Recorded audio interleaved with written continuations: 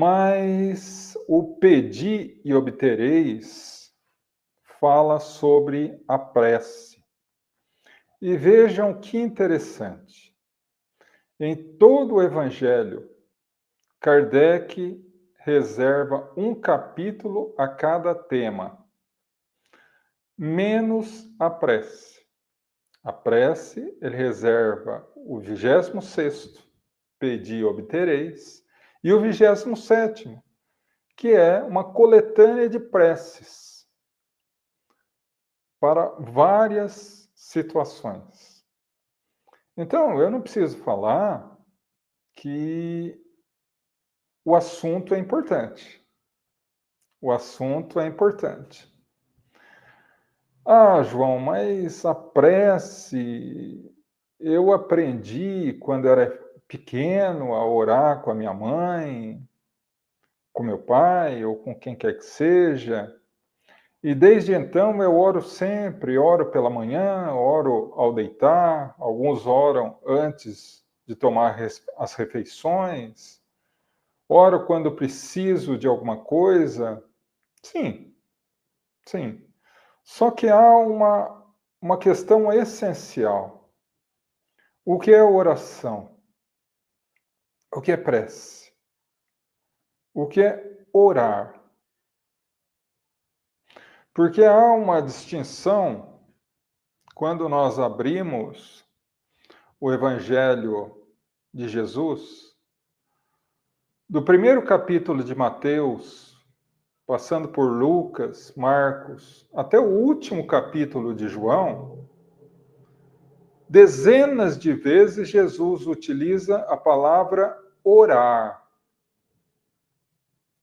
Mas quando nós entramos no conceito católico, né, e isso não é uma indicação negativa, apenas uma constatação, se utiliza muito a palavra rezar. Mas qual a diferença entre orar e rezar? E talvez isso seja o ponto base das nossas reflexões dessa noite. Porque rezar, todo mundo reza. Orar, nem todo mundo ora. Por quê? Rezar é quando o pensamento sai da mente e vai pela boca e sai de nós. Nasce no pensamento, nasce na mente e sai pela boca. Então, a prece rezada, ela é maquinal, ela é ritualística, ela é, vamos utilizar o português claro, para inglês ver, não é? Por quê? Porque não tem sentimento. E o que é orar?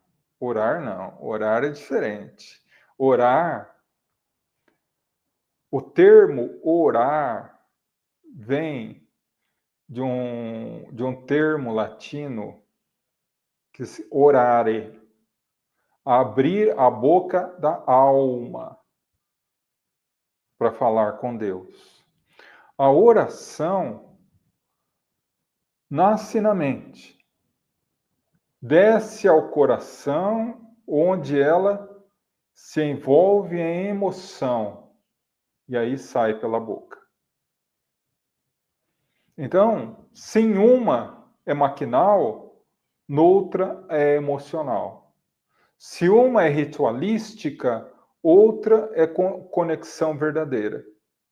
Só que num mundo onde a maioria das pessoas se agarram com unhas e dentes no ritual e abandonam o essencial, a maioria da população humana reza e não ora.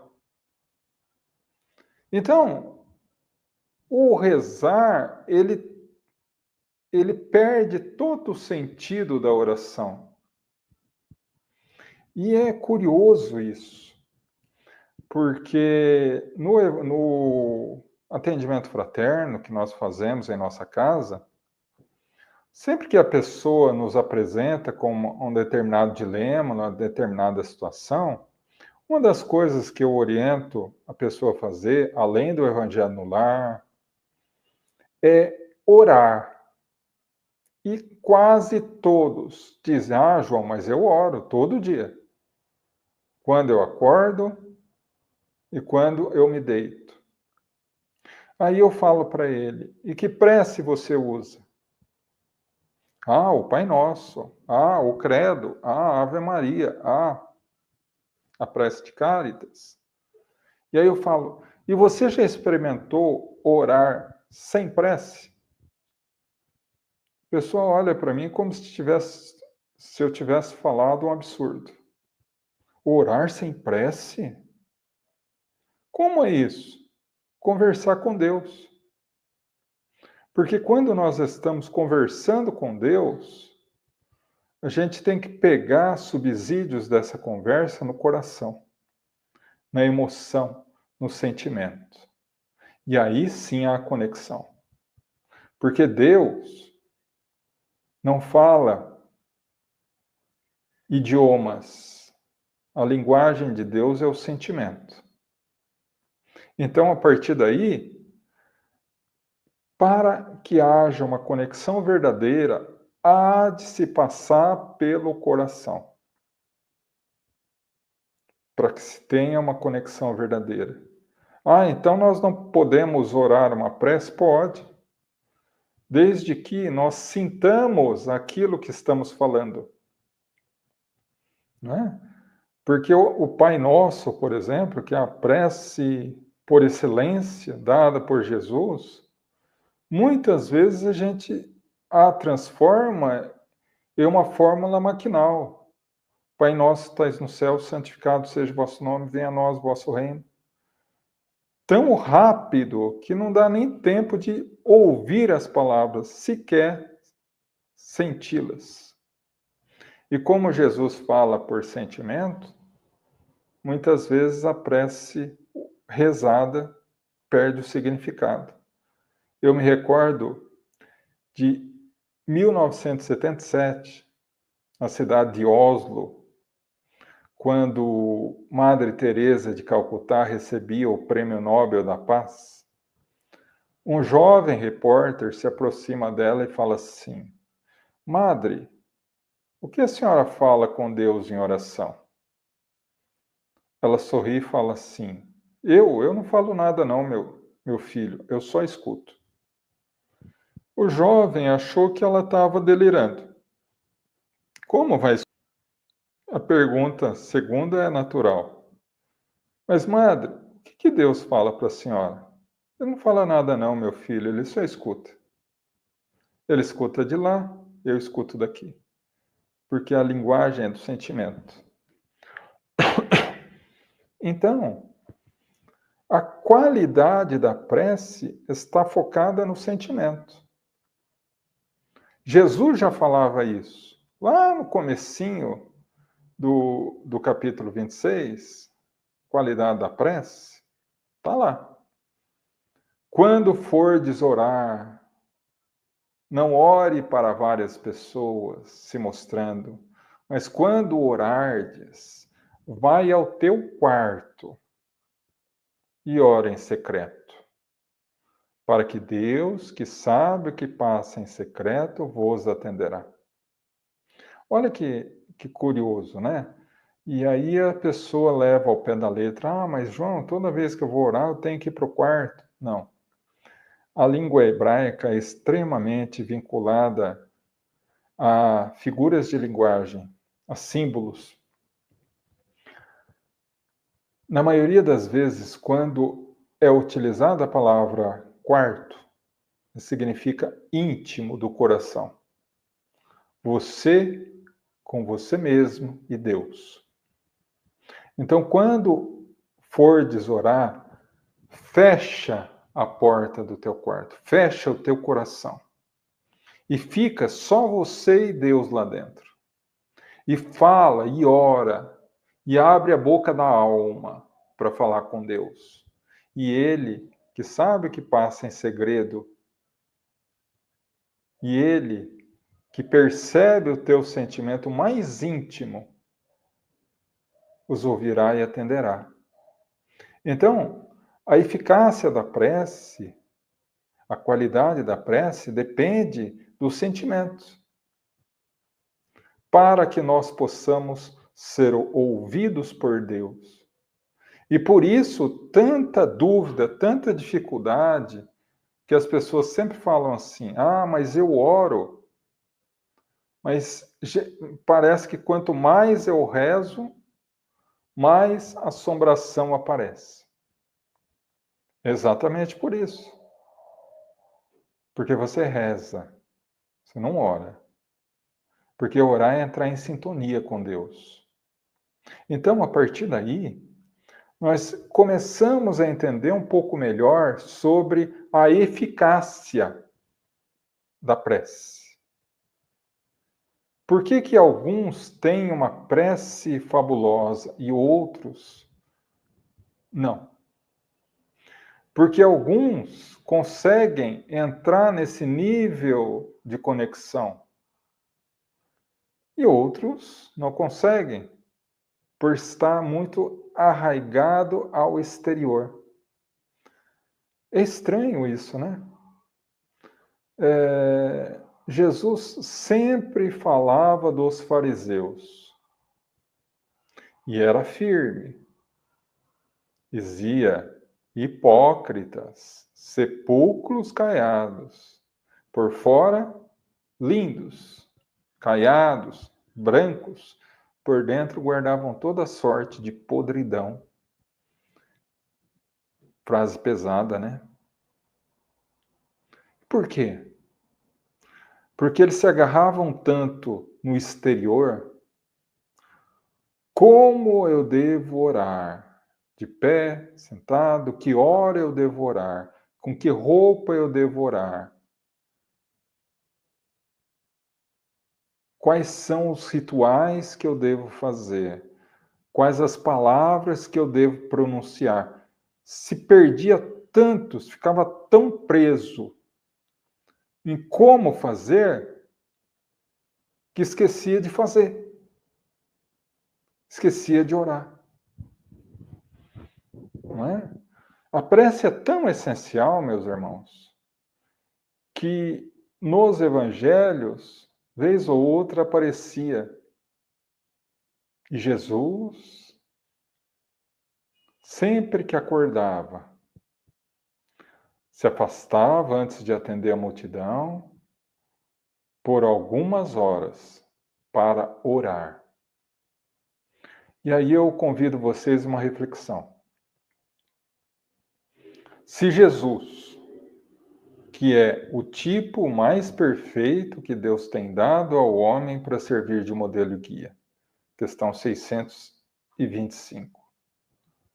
Se ele que é o governador planetário, se ele que está tão sintonizado com Deus, que chegou a dizer, eu e o Pai somos um, ele precisa orar. Eu não vou nem perguntar se a gente precisa orar, né? Urgentemente. Urgentemente. Mas o que pedir em oração? Qual a eficácia da prece? O porquê que determinadas preces, mesmo vinculadas com sentimento, mesmo às vezes banhadas em lágrimas, não são atendidas? E outras que a gente recebe sem mesmo pedir. Há uma história, talvez alguns de vocês conheçam. Havia um anjo da guarda, um mentor espiritual. E ele estava começando no serviço de proteção ao seu tutelado.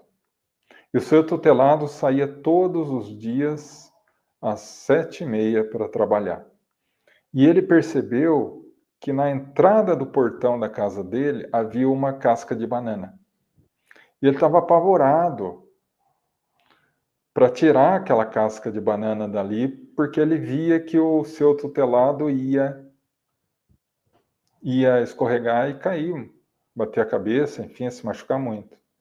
E todos aqueles que passavam pela rua, ele intuía para tirar a casca de banana, e ninguém dava bola. Na hora que ele viu a porta da casa se abrindo e ele saindo em direção ao portão, ele não soube mais o que fazer, ele se ajoelhou e falou: Senhor, ajuda. A pressa foi tão forte que a hora que ele abriu o portãozinho, olhou para o chão e falou: ih, uma casca de banana aqui, alguém pode cair. E tirou. Então, a prece é essencial quando é feita com o sentimento. E por isso que nós precisamos envolver a nossa prece em sentimento. Mas nem todas as preces são atendidas. Por quê? Porque há 3 tipos de pedidos. Os pedidos inúteis. Inúteis. Que não vai trazer nada para a nossa vida, nem de bom nem de ruim. Nada. Não vai interferir em nada no nosso plano encarnatório. Por exemplo, Senhor, me ajuda para que meu time ganhe o campeonato. Não vai interferir em nada no meu plano encarnatório. Até porque, imagina, meus irmãos, se todos pedissem para que seu time ganhasse o jogo, como que Deus ia fazer? Eu acho que não existiria mais jogo com vitória, todos seriam empates. Porque Deus é justo para todos, não é? Me ajuda a ganhar na Mega Sena. Me ajuda a comprar um carro novo. Me ajuda a construir uma casa. São sonhos, são orações eminentemente materiais. Quando nós deveríamos pedir assim: Senhor, me dê força e perseverança para trabalhar e conquistar a possibilidade de comprar uma casa. Me dá força, perseverança para poder comprar um carro novo. E mesmo assim, qual a finalidade espiritual disso? Muitos querem e rogam a Deus por questões que não vão interferir em nada no seu plano encarnatório. E naturalmente que Deus, a infinita justiça, não concede. Não é? Mas há situações em que o pedido é válido, que nós poderíamos receber, que a prece é envolvida por um sentimento nobre de emoção, mas mesmo assim não acontece. Uma cura, por exemplo. Senhor, me concede a cura, Senhor. Concede a cura dessa doença. O que nós esquecemos, que nós não somos pessoas encarnadas, nós somos espíritos encarnados. E que muitas vezes a doença que hoje nos incomoda tanto é uma abençoada oportunidade que muitas vezes nós pedimos no mundo espiritual para que pudesse nos curar de doenças morais gravíssimas. E aí, a espiritualidade superior analisa. Esse pedido tem lógica? Tem lógica. Mas se fosse concedido, será que seria bom para ele?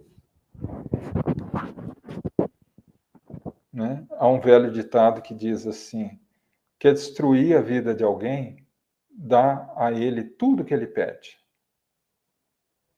Certa vez havia uma mulher, uma senhora já, que só tinha um filho.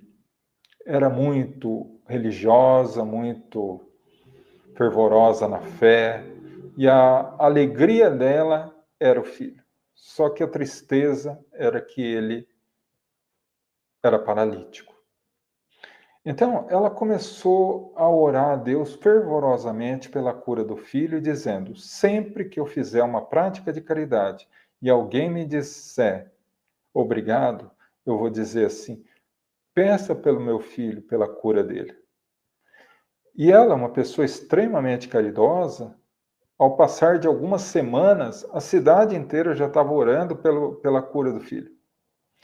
E as vibrações de energia de fé foram tão elevadas que os mentores espirituais da família levaram esse pedido das esferas superiores e foi concedido.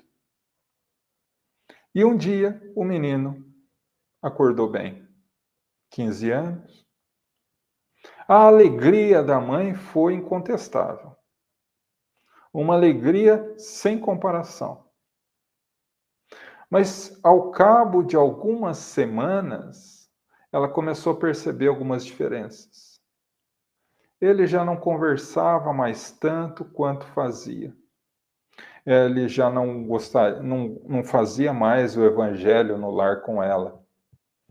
Já saía à noite pelas farras e voltava tarde. Já começou a voltar bêbado para casa.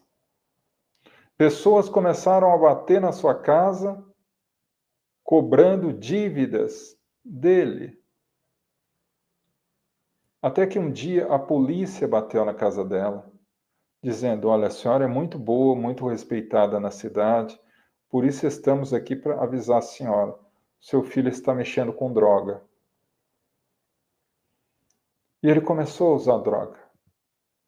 E um dia, alucinado pela vontade da droga, ela pegou a chave, trancafiou a porta e colocou dentro do sutiã. Como muitas mulheres fazem, guardar alguma coisa, ela guardou ali. E falou: você não vai sair hoje. Ele rasgou a roupa dela, pegou a chave e lhe deu um soco na cara. E saiu. Ela foi arrastando-se para o quarto, ensanguentada. E naquela noite ela orou. Orou com sentimento. Orou com lágrimas, dizendo: Senhor, tu sabes que o que eu queria eu não poderia pedir. Eu só peço uma coisa: salva meu filho. Não deixa que a saúde faça com que ele perca a alma. E no outro dia ele acordou paralítico novamente. Tem determinados pedidos que, não obstante serem honestos, seriam um verdadeiro tormento para a nossa existência. Então, quando Deus concede a cada um segundo as suas obras, quando o pedido é justo e Deus vê que nós temos um mérito para receber, que esse pedido nos vai auxiliar no nosso processo evolutivo, ou se nós já merecemos, através da nossa renovação íntima, isso, ele vem. Só que nem sempre vem da forma com que a gente quer. O que gera um outro ditado popular que diz: Deus escreve certo por linhas tortas. Ou seja, a pessoa pede: eu gostaria tanto de ser paciente, Senhor, me dá paciência. Deus dá paciência para ele, que no outro dia ele acorda a mãe da paciência? Não. O que Deus faz? Deus coloca situações e pessoas na vida dele para que ele desenvolva a paciência. Eu gostaria tanto de ser mais caridoso. O que Deus vai fazer? Vai colocar pessoas na vida dele ou dela, que lhe habilitarão a oportunidade de fazer a caridade. Eu me recordo de uma história que logo após a crucificação de Jesus, Pedro, ao lado de João e Tiago, fundaram a Casa do Caminho, que tem esse nome porque ficava na estrada entre a cidade alta de Jerusalém e a cidade baixa de Jopa, a primeira casa de caridade cristã do mundo. E ele orou a Deus, a Jesus, e pediu a Jesus que a obra fosse frutífera. E Jesus apareceu para ele. E ele, emocionado, e ele disse: Pedro, prepara-te. Amanhã o serviço do amor, através da caridade, chegará a essa casa. E ele se preparou todo. Pela manhã acordou mais cedo, preparou toda a casa, os leitos, tudo direitinho. E ali sentou e ficou aguardando. E nada de vir ninguém. E nada de aparecer ninguém.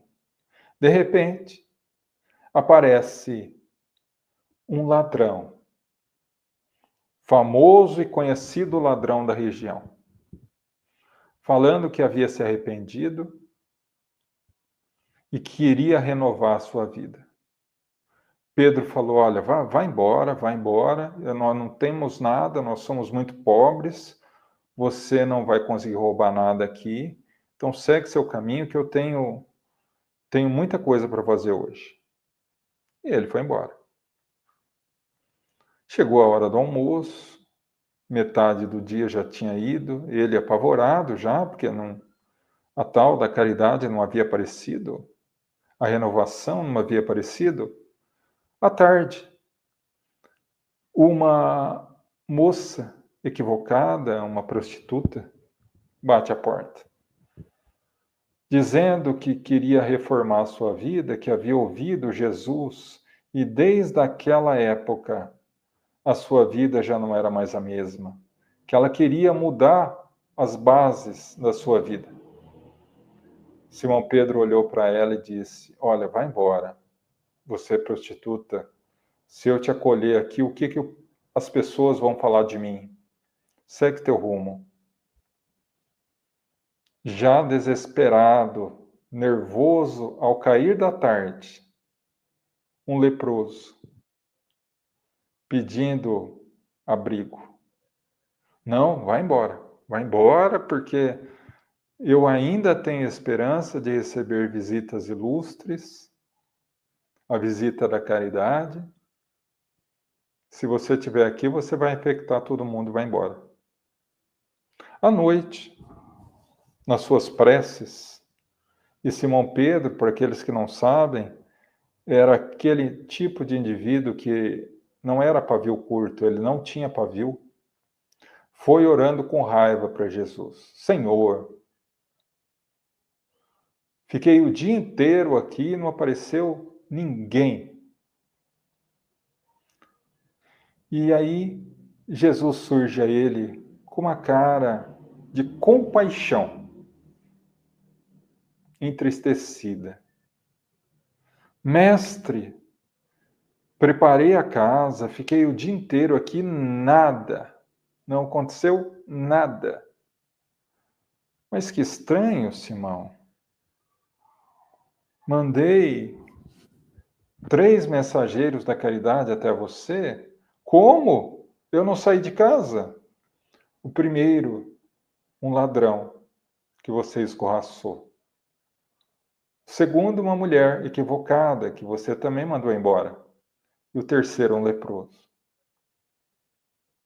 E a lenda narra que no outro dia, Simão Pedro abriu as portas para todos aqueles que necessitavam. Então, nem sempre nós recebemos aquilo que a gente quer da maneira com que a gente acha que vai receber. Porque Deus escreve certo por linhas tortas. Então, a prece não é necessariamente para que nos seja concedido. Porque se a prece, a oração, fosse para nos conceder alguma coisa que a gente precisa, Deus não seria perfeição. Porque Deus tem todas as qualidades em grau infinito. Questão 13 do Livro dos Espíritos. Deus tem o conhecimento total de todos nós. Então, portanto, conhece as nossas necessidades antes que a gente precise pedir. E se tem isso, então por que orar? Para entrar em sintonia, para receber, para fazer a criação de um laço mental entre nós e o Criador. Entre nós e aquela pessoa que nos vinculamos à prece. Para que nós possamos sentir.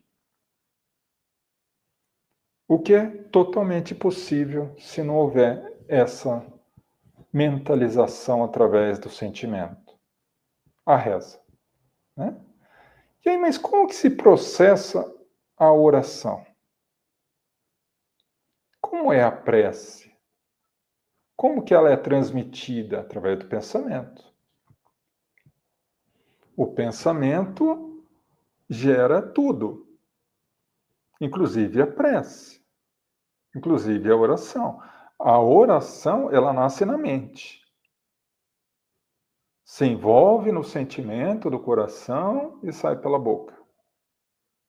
Então, se eu estou orando a Deus, a Jesus, ao meu mentor espiritual, a um familiar querido, como que eu vou conseguir processar isso? Como é que é o processo para que o meu pensamento chegue até a pessoa destinatária?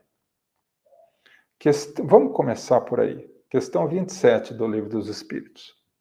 Quais são os elementos do universo? O que tem no universo? Deus, Criador, Espírito, criatura, matéria. Perguntinha básica. Pensamento é Deus? Não. Pensamento é Espírito? Não. Então, pensamento é matéria. Pensamento é matéria. Pensamento é matéria. Então, nós, através do nosso pensar, nós manipulamos o fluido cósmico universal, que é a base de toda a matéria que existe, e conjugamos ela numa forma pensamento. E ela é transmitida através desse imenso oceano de fluido cósmico universal. Vamos colocar o universo como sendo um grande oceano de fluido cósmico universal, onde todos nós estamos mergulhados. Da mesma forma que o som, ele se propaga, ele caminha, ele sai de um ponto para outro através do ar, o pensamento sai de uma pessoa para outra através do fluido cósmico universal. Através de radiação de onda mental. João, agora você falou muito complicado. Facilita isso para a gente. Vamos lá. Imaginem que você está em frente a um lago pequeno e redondo, tá? Você pega uma pedrinha e joga no meio do lago. Aonde a pedrinha caiu, ela vai formar uma ondinha. E essa ondinha, ela vai se propagar em outras ondinhas que vão ficando cada vez maiores até alcançar a borda do lago. E isso é propagação de onda.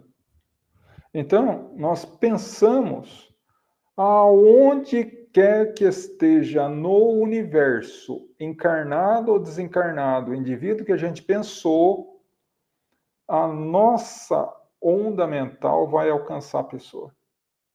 aonde quer que esteja. Quando a gente está encarnado, a gente não percebe isso muito, porque nós temos uma coisa que abafa a possibilidade da nossa mente captar, que é o cérebro. Mas quando está desencarnado, você percebe naturalmente. Se alguém orar por você, você percebe imediatamente, porque entra em sintonia. Lembrem do livro Nosso Lar e do filme Nosso Lar, quando a sobrinha de Lises, ainda em socorro nas colônias de retificação, ela recebe uma prece da mãe dela. Lógico que no filme, pela liberdade poética, aparece num telão, e tudo lindo, né? Mas não é, é na tela mental nossa. Aparece a pessoa orando pela gente. Por quê? Porque ela entrou em sintonia conosco. Então, a partir daí, a gente começa a compreender como que funciona isso. Por isso, quando nós oramos a Deus com fervor, a gente está sintonizando com o Criador da vida.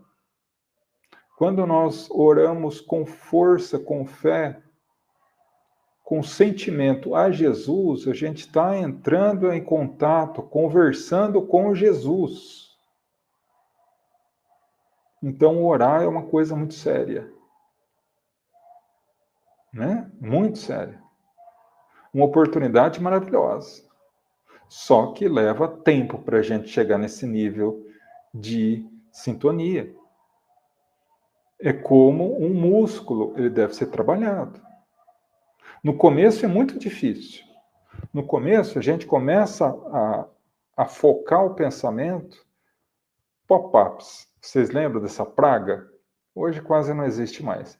No começo da internet, você abria uma página na internet, no navegador, e várias janelinhas apareciam. E aí você tinha que fechar todas as janelinhas para ver o que você estava vendo. Isso é pop-up. Quando a gente está mentalizando, no início, brota pop-up na nossa mente direto. São outros pensamentos que vão entrando. E a gente se perde no meio daqui tantos pensamentos contraditórios. E aí não consegue. Mas se você fortalecer esse pensamento ao longo do tempo, vai desaparecendo esses pensamentos paralelos até que você consiga se vincular a um único pensamento. É como aquela pessoa que passa numa estrada todos os dias. Ao longo dos anos, a estrada vai ficando limpa. Se ele para de passar lá e vai passar depois de 2 anos, tem tanto mato, tanta pedra, tanto entulho, que ele mal sequer consegue encontrar o caminho. Prece é isso.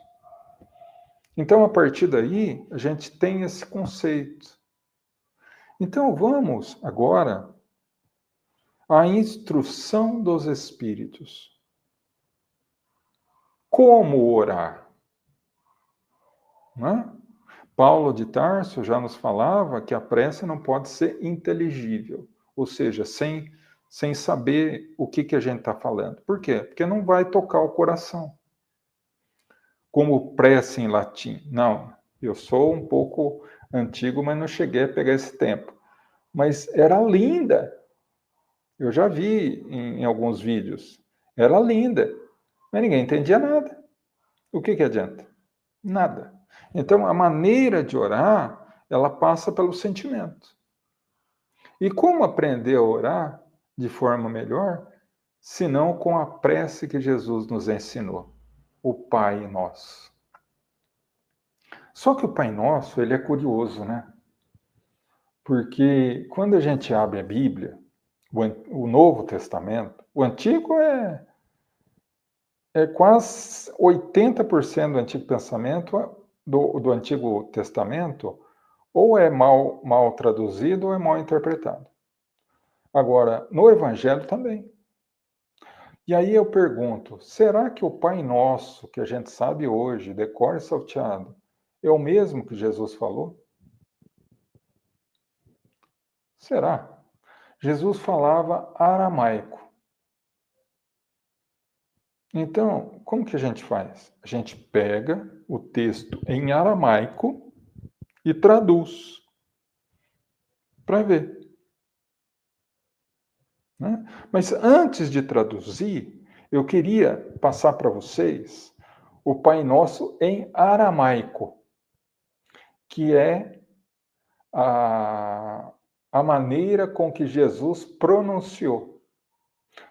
Vão entender? Não vão entender nada.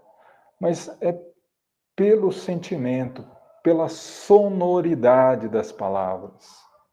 Querem ver? Eu convido vocês agora a fechar os olhos e se imaginar naquela tarde gostosa de sol, de brisa suave, no Monte Curahatim.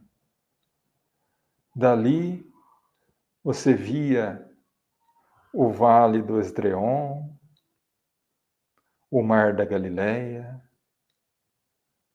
mais de 5.000 pessoas.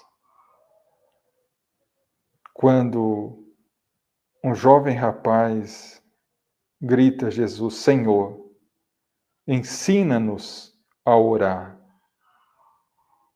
E ele é tomado por uma emoção estranha e diferente e diz: Abaúna debaixo maiá, Nikadash chamar, Tata malhotar, Ba sevinar, Ihana debeshmaya et beahara, Havelan lahema, Desunkanan Yomana, Ushbok, Lohovein, Irna, da Hanan, Shebako, Latirin, Velo, Talaman,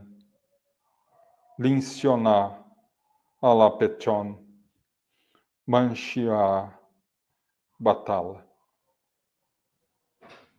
E o que isso significa?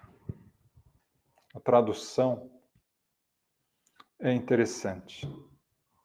É um pouco diferente do que a gente pensa. E é exatamente assim a tradução literal. Pai Nosso, que é o céu. Por que é o céu? Porque céu, em hebraico, é Metchamá, que é o contrário de terra, ou chamar, que é atmosfera. Então, Deus é atmosfera. Deus está em tudo. Nós respiramos Deus. Deus entra dentro das nossas células e vivifica o nosso corpo. Nós estamos literalmente mergulhados nele. Pai Nosso, que é o céu. Santo é teu nome. Preste atenção, meus irmãos. Mas venha a nós o vosso reino. Faça-se em nós o teu reino. Seja feita a tua vontade? Não. Tua vontade é na terra e no céu. Parte do pão nos dá, conforme a nossa necessidade diária. Perdoa nossos erros.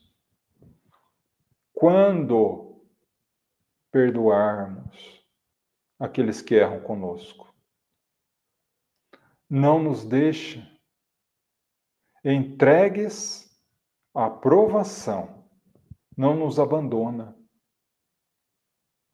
E assim nos resgata do mal, porque teu é o reino, poder e glória sempre. Amém. Percebam, meus irmãos, que é um pouco diferente. Não nos deixa cair em tentação? Não. Não nos deixa entregues à aprovação, sozinhos. E aí você vai pegar o Salmo 23, que é o mais conhecido da Bíblia. O Senhor é meu pastor e nada me faltará. Todo mundo conhece. Só que está errado. Não é o Senhor é meu pastor, nada me faltará. Não é. Porque senão, Deus, para estar conosco, Ele tem que nos dar tudo. Não pode faltar nada. Se faltar alguma coisa, Ele não está com a gente. Será que é isso? Não. A tradução correta é: para se vincular a não nos abandone, não nos deixa entregue à aprovação. E ali é assim: o Senhor é meu pastor, e Ele não me faltará. Ele não me faltará. Deus estará comigo sempre, em qualquer situação. Então, é a partir daí, da análise do que a gente está falando, de perceber o que Jesus quis dizer com cada frase. Porque se a gente for analisar o Pai Nosso é o resumo de toda a mensagem do Cristo. Tudo que Jesus ensinou está ali, no Pai Nosso. Cada Pai Nosso deveria ser para a gente uma ponte de conexão com Deus. Mas a gente faz. A gente aproveita essa oportunidade abençoada? Ou não? Porque a prece, ela não depende de forma. Ela depende de coração, ela depende de sintonia, ela depende de coração e de sentimento. Como diz o Chico, certa vez perguntaram a ele qual é a melhor prece. A prece do Pai Nosso, a prece da Ave Maria, a prece de Cáritas. O Chico deu risada e disse: meu filho, se sair do coração em sentimento, basta você falar, me ajuda. E antes que você termine, os espíritos mensageiros já estarão chegando perto de você para saber o que está acontecendo. Então é isso. A prece é muito mais do que palavra. No próximo capítulo, Preces Espíritas, a gente tem ali vários modelos de prece, mas não é para pegar aquilo ali, copiar no papel, ou tirar uma foto e orar maquinalmente, porque daí você vai estar rezando. É para sentir cada palavra, sentir aquilo que está sendo pedido, porque daí sim você está entrando em sintonia. Daí sim você está seguindo as orientações de Jesus. Aquele que pedir de coração, com fé, esse receberá. Pedi e obtereis. Que Deus nos abençoe.